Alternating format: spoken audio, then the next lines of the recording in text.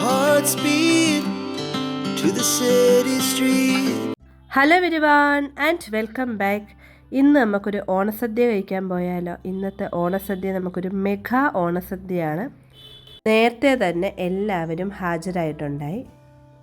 ഇനി നമുക്ക് സദ്യയുടെ വിശേഷങ്ങളിലേക്ക് കടക്കാം. ഓരോരുത്തർക്കും കുറച്ച് ടാസ്കുകളാണ് കൊടുത്തത് ഫുഡ് ഉണ്ടാക്കാനായിട്ട്. അങ്ങനെ എല്ലാവരും അവരവരുടെ വീട്ടിൽ നിന്ന് പല പല ഫുഡ് ഐറ്റംസ് കൊടുത്ത ടാസ്ക് പ്രകാരം ഉണ്ടാക്കിയിട്ട് വന്ന് എനിക്ക് കിട്ടിയത് കാളനായിരുന്നു. അങ്ങനെ ഞാൻ കാളനും ഉണ്ടാക്കിയിട്ട് വന്ന് അങ്ങനെ ഞങ്ങളെല്ലാവരും കൂടെ ആദ്യത്തെ പന്തിയിൽ ഞങ്ങൾ ലേഡീസ് ഫസ്റ്റ് ആണല്ലോ എല്ലായിടത്തും. അപ്പം ഞങ്ങൾ ലേഡീസ് എല്ലാവരും കൂടെ ആദ്യത്തെ പന്തിയിൽ തന്നെ ഇരുന്നു.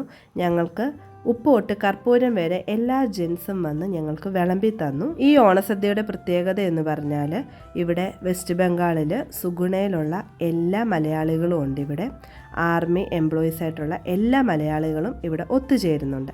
അപ്പം സന്തോഷകരമായ ഒരു ഓണസദ്യ ഞങ്ങൾ കഴിക്കാൻ പോവുകയാണ്. കഴിക്കുക മാത്രമല്ല എല്ലാ വീട്ടിലെയും എല്ലാവരുടെയും കൈപുണ്യം ഈ ഓരോ കറിയിലും ഉണ്ട്. സാധാരണ രീതിയിൽ നമ്മൾ ഇങ്ങനെ ഓണസദ്യയൊക്കെ ഒരുപാട് പേർക്ക് കൊടുക്കണേ നമ്മൾ പൊതുവെ കേറ്ററിംഗ് ഒക്കെ അല്ലേ കൊടുക്കാറുള്ളത്.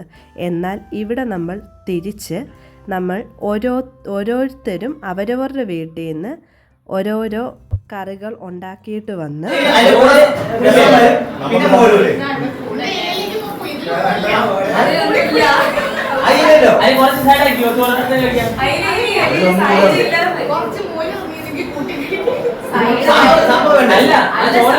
വിളമ്പുന്ന ഓണസദ്യയാണ്. കുറച്ച് മുമ്പ് സദ്യക്ക് വിളമ്പേണ്ട രീതിയാണ് ഡിസ്കസ് ചെയ്തുകൊണ്ടിരുന്നത്. രണ്ടാമത് ചോറും സാമ്പാറും പിന്നെ പായസം പിന്നെ ചോറും മോരും, ഇതാണ് അതിൻ്റെ രീതി എന്നാണ് അവിടെ ഡിസ്കസ് ചെയ്തുകൊണ്ടിരുന്നത്. ടോട്ടൽ 3 പന്തി ഉണ്ടായിരുന്നു. രണ്ടാമത്തെ പന്തിയിൽ കുറച്ച് ലേഡീസും ജെൻസും ഇരുന്നു. മൂന്നാമത്തെ പന്തിയിൽ ജെൻസ് ഉള്ളിയിരുന്നു. അവർക്കും നമ്മൾ ഫുഡൊക്കെ വിളമ്പി കൊടുത്തു.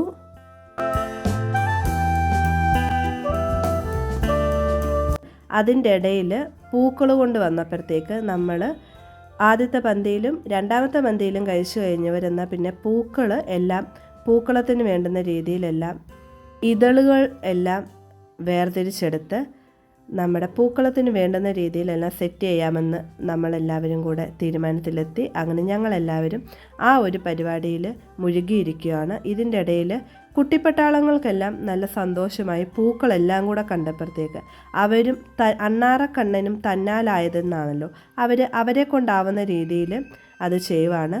ഇത് കോമ്പറ്റീഷൻ ഐറ്റം ഒന്നും അല്ലാത്തത് കൊണ്ട് നമ്മളിതിൻ്റെ പെർഫെക്ഷൻ ഒന്നും നോക്കുന്നില്ല. ഇതിൻ്റെ ഇടയിൽ കൊച്ചു വർത്തമാനങ്ങളെല്ലാം ഞങ്ങൾ സംസാരിക്കുന്നുണ്ട്. സത്യത്തിൽ ഇങ്ങനെയുള്ള ഓരോ സെലിബ്രേഷൻ നടത്തുമ്പോഴാണ് എല്ലാ മലയാളികളും ഒന്ന് ഒത്തുകൂടുന്നത്. ആദ്യമായിട്ട് പരിചയപ്പെടുന്നവർ മുതലുണ്ട്. ഞാൻ തിരുവാതിരയ്ക്ക് പോയ ആ ഒരു സമയം മുതലാണ് എല്ലാവരെയും കൂടുതൽ മലയാളികളെ കാണുന്നതും പരിചയപ്പെടുന്നതുമെല്ലാം.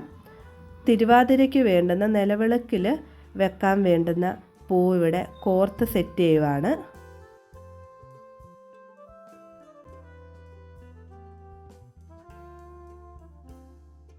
പൂക്കളത്തിൻ്റെ പരിപാടി നടക്കുന്നതിൻ്റെ ഇടയിൽ ഇവിടെ മൂന്നാമത്തെ പന്തിയിൽ ജെൻസ് എല്ലാം ഇരുന്ന്, മലയാളത്തിൽ പറഞ്ഞാൽ നമ്മുടെ അണ്ണന്മാർ, നമ്മുടെ രാജ്യത്തിൻ്റെ കാവൽ പടയാളികളായിട്ടുള്ള എല്ലാ പട്ടാളക്കാരും ഇവിടെ ഇരുന്നു. ഇവരെ നമ്മൾ കുറച്ച് അഭിനന്ദിച്ച് തന്നെ പറയണമല്ലോ. അതുകൊണ്ട് ഞാൻ ഇച്ചിരി അവർക്കൊരു ഹൈപ്പ് കിട്ടട്ടെ എന്ന് വിചാരിച്ച് ഞാനൊന്ന് ഇച്ചിരി ഹൈപ്പ് ഇട്ടതാണ്.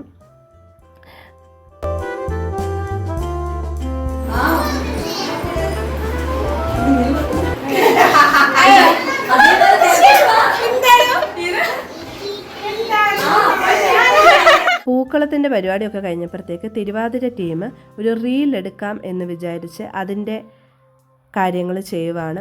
ആദ്യത്തെ സംഭവം പാളിപ്പോയി. എന്നാൽ പിന്നെ റീടേക്ക് എന്ന് പറഞ്ഞ് വീണ്ടും ഒരു റീടേക്ക് എടുക്കുന്നുണ്ട്. റീടേക്ക് സക്സസ് ആയി. ഞാൻ തിരുവാതിരയ്ക്കുള്ള സെറ്റും മുണ്ടും കോസ്റ്റ്യൂം ഇട്ടു. ഷർട്ടും ഒക്കെ ഇട്ടതിന് ശേഷം നമ്മൾ മുല്ലപ്പൂവൊക്കെ വെച്ച് ഇനി നമ്മൾ ബാക്കിയുള്ള പരിപാടികൾ നമ്മുടെ അരങ്ങത്ത് കാണാം. അവിടെ കസേര കളി, ബലൂൺ പൊട്ടിക്കൽ, അങ്ങനെയുള്ള ഓരോ കാര്യങ്ങളും ഇനിയും നടക്കാൻ പോവുകയാണ്. വീണ്ടും തിരുവാതിരയുടെ സെക്കൻഡ് സെക്ഷനായിട്ടുള്ള ഇപ്പോഴത്തെ ട്രെൻഡിങ് രീതിയിൽ റീലെടുക്കാൻ അതും എടുത്തു. തിരുവാതിരയും ഓണക്കളിയുമായിട്ട് അടുത്ത വീഡിയോയിൽ കാണാം. Thank you.